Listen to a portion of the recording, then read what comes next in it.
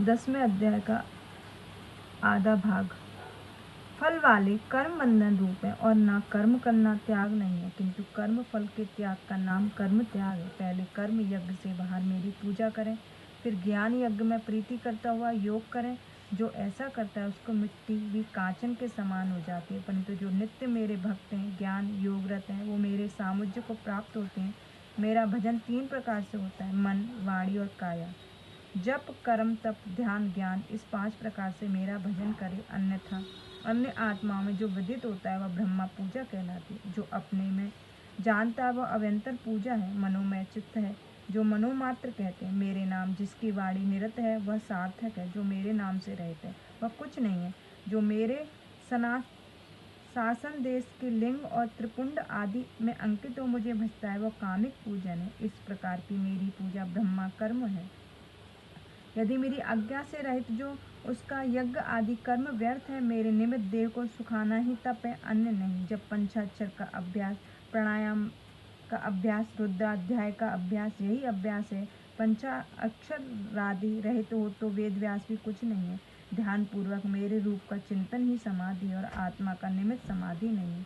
मेरे शास्त्र के अर्थ का ज्ञान है, अन्य का जानना नहीं है। देवी जहाँ प्रीति हो, पूर्व जन्म की वासना के अनुसार वह प्रीति करे। बाहा के अव्यंतर की पूजा 100 गुनी अधिक फल देने वाली है, क्योंकि बाहा में दोष की प्राप्ति होती है, जिस कारण शुद्ध ना हो वो पवित्र अपवित्र है। कृतकृत्य और तृप्त मनुष्यों से मेरा क्या हो सकता है, परंतु जो भीतर बाहर एक सा हो उसी के भाव मुझे चाहिए।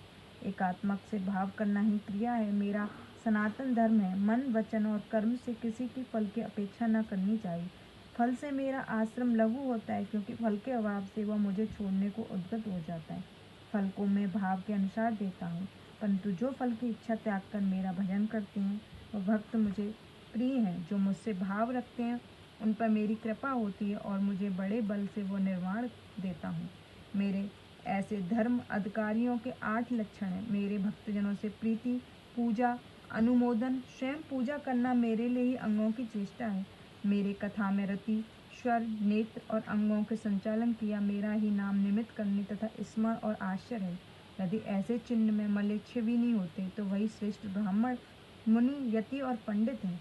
चतुर्वेदी मुझे उतने ही प्रिय नहीं है जितना मेरा चांडाल का भक्त श्रेष्ठ है। मैं उसको भक्तिपूर्वक थोड़ी सी पूजा या पत्र, पुष्प, फल का अर्पण नष्ट नहीं होने देता, किंतु उसकी दी हुई पूजा आदि को ग्रहण करता हूँ, क्योंकि उसके सब संस्कार मेरे अनुकूल हैं। इति शिव महापुराण सप्तम वायव्य संहिता का उत्तरार्ध का 10वां अध्याय समाप्त। जय गुरु जी, शुक्रान।